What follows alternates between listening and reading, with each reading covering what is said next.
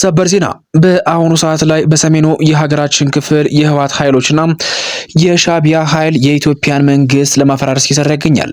ይህንን ተከትሎም 4 ኪሎን ያስደነገጠ አንድ መረጃ ወደ ትግራይ ክልል ወጥቷል። ይህ መረጃ ምንድን ነው? እንመለስበታለን። እንዲሁም ደግሞ በሀገራችን ትግራይ አካባቢ በአሁኑ ሰዓት ላይ በተለያዩ አካባቢዎችም ውጊያ መጀመሩ ተሰምቷል። የኢትዮጵያ መከላከያ ሰራዊት የሻዕቢያ ኃይልና ህወሓትን ባንድ ላይ እየገጠማቸው እንደሚገኝ ነው እየወጣ ያለው መረጃ ያመላከተው። በተሰማው በዚህ መረጃ በተለያዩ አካባቢዎችም የህዝብ እንቅስቃሴ ተገድቧል። ከነዚህ መካከልም ዋነኛዋ የትግራይ ክልል መናገሻ የሆነችው በመቀሌ ከተማ የህዝብ እንቅስቃሴ ታግዷል። ከወደ ትግራይ በአሁኑ ሰዓት ላይ እየወጣ ያለው መረጃ ምንድነው? እንዲሁም ደግሞ አዲስ ነገር ምን አለ? በዝርዝር መረጃ ጊዜ እንመለስበታለን። እንዲሁም ደግሞ በትግራይ ክልል የኤርትራ የመገበያያ ገንዘብ ጥቅም ላይ እየዋለ እንደሆነም ተሰምቷል። በአንዳንድ አካባቢዎች ደግሞ አፈናው ተጠናክሮ ቀጥሏል። እነዚህ አካባቢዎች የት ናቸው? በዝርዝሩ የመረጃ ጊዜ እንመለስበታለን። እንዲሁም ደግሞ የኤርትራው የውጭ ጉዳይ ሚኒስትር የማነ ገብረ መስቀል ጥብቅ መልእክት ወደ 4 ኪሎ መላካቸውም ተሰምቷል። ጉዳዩ ምንድነው? እንመለስበታለን። እነዚህንና ሌሎች መደመጥ ያለባቸው መረጃዎችን ሰዓታችን ጠብቀን ዘንድ ተገኝተናል። አብራችሁ እንድቆዩ በአክብሮት እየጋበዝናችሁ በቀጥታ ወደ ዝርዝር መረጃዎቻችን እንሸጋገራለን። በቅድሚያም በአሁኑ ሰዓት ላይ በሰሜኑ የሀገራችን ክፍል ትግራይ ክልል ከባድ ውጥረት ነግሶ ይገኛል። ይህንን ተከትሎም የኢትዮጵያ መከላከያ ሰራዊትም በአሁኑ ሰዓት ላይ እልፍ የሆነ የመከላከያ ኃይል ወደ ትግራይ ክልል ያስገባ ይገኛል። ይህንን ተከትሎም በሰሜኑ የሀገራችን ክፍል የሻዕቢያ ጦርም ከወደ ትግራይ ኃይል እያስገባ እንደሆነ ታውቋል። በዛሬው ዕለትም በአንዳንድ የትግራይ ክልል አካባቢዎችም አዲስ የሻዕቢያ ጦር እንደገባ ለማወቅ ችለናል። በዛሬው ዕለት በተለያዩ አካባቢዎችም የህዝብ እንቅስቃሴዎች ተገድበው ውለዋል። ለዚህም ዋነኛ ምክንያት ደግሞ በትግራይ ክልል ነገ ነው ዛሬ ጦርነቱ ይጀመራል በሚል እንዲሁም ደግሞ በአሁኑ ሰዓት ላይ የወጡ ባሉ መረጃዎች ተነስተው ህዝቡ የራሱን እንቅስቃሴ ገድቦ ይገኛል። በእነዚህ አካባቢዎችም በአሁኑ ሰዓት ላይ እንቅስቃሴ ተገድቧል።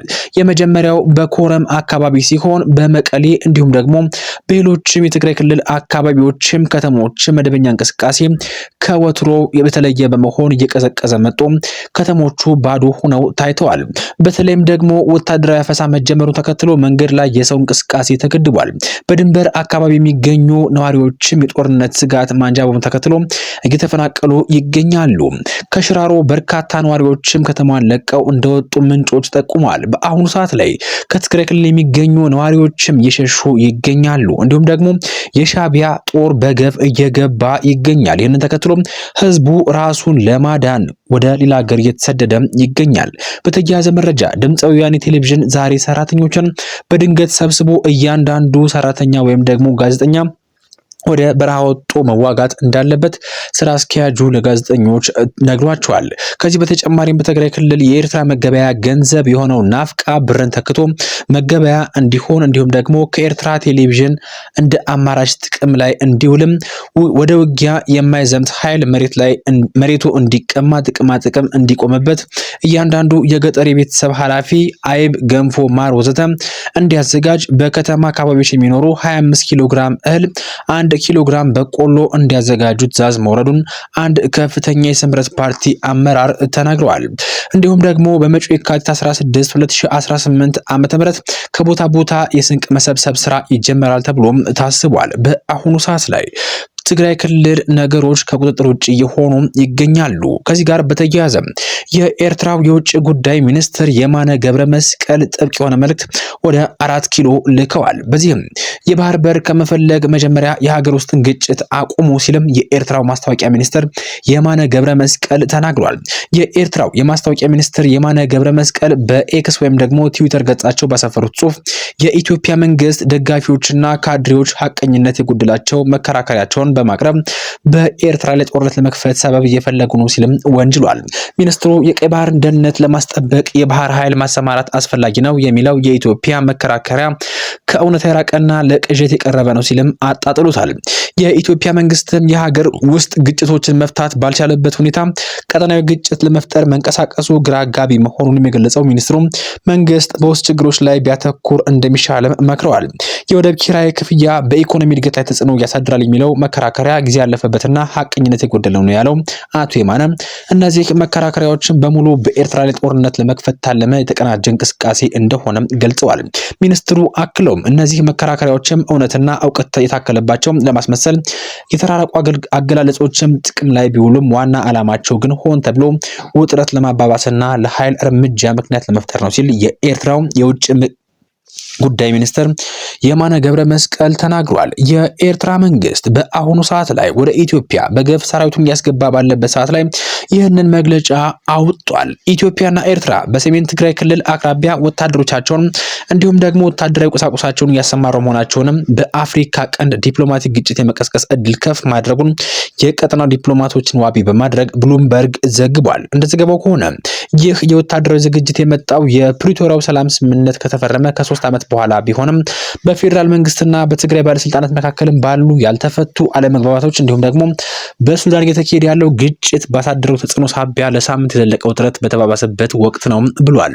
ለጉዳዩ ቅርበት ያላቸው ምንጮች ለብሉምበርግ እንደገለጹት ከሆነ የኢትዮጵያ ወታደሮችና ትጥቆች በባህር በኩል ወደ ሰሜን አቅጣጫ እየተጓዙ ሲሆን የኤርትራ ኃይሎች በትግራይ ክልል ውስጥ ወደሚገኝ አካባቢዎችም ሰፍረዋል ብሏል።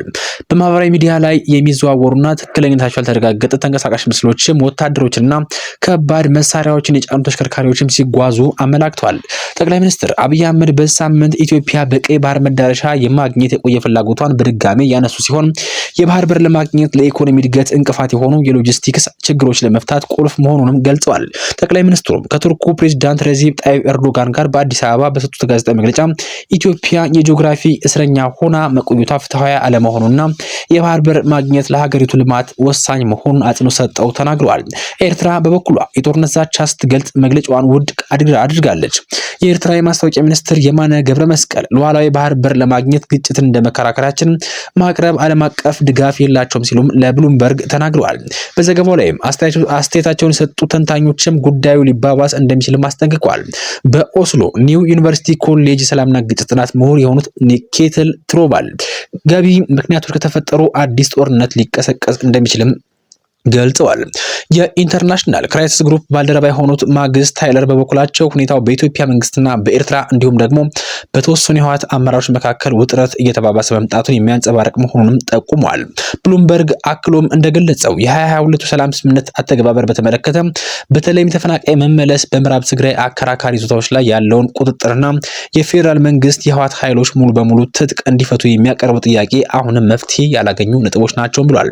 በተጨማሪም በድሮን የሚታገዙ ጥቃቶች መፈጸማቸውን የኢትዮጵያ አየር መንገድ ወደ መቀሌ የሚያደርገው በረራ ለጊዜ መቋረጡን እንዲሁም ደግሞ ወደ ክልሉ የሚገባው የነዳጅ አቅርቦት መስተጓጎሉን በቅርብ ጊዜ የተከሰቱ ውጥረቶች መሆናቸውን አመላክቷል። ኢንተርናሽናል ክራይሲስ ግሩፕ በቅርብ በወጣው ሪፖርትም ውጥረቱን ለማርገብ የተቀናጀ ቀጠናዊና ዓለም አቀፋዊ ጥረት ካልተደረገ ኢትዮጵያ፣ ኤርትራና ትግራይን ለመቆጣጠር አስቸጋሪ ወደሆነ ሰፊ ቀጠናዊ ግጭት ሊያመሩ እንደሚችሉ አስጠንቅቋል። ሰላም ለሀገራችን፣ ሰላም ለህዝብ በዚህ መረጃ ሰዓት ይዤላችሁ የመጣሁት መረጃ ይህን ይመስላል። በቀጣይ በተረጋገጠ እንዲሁም ደግሞ መደመጥም ጭምር ባለበት መረጃ እስክንገናኝ ድረስ ለአሁኗ በዚያ በቃን። ሰናይ ጊዜ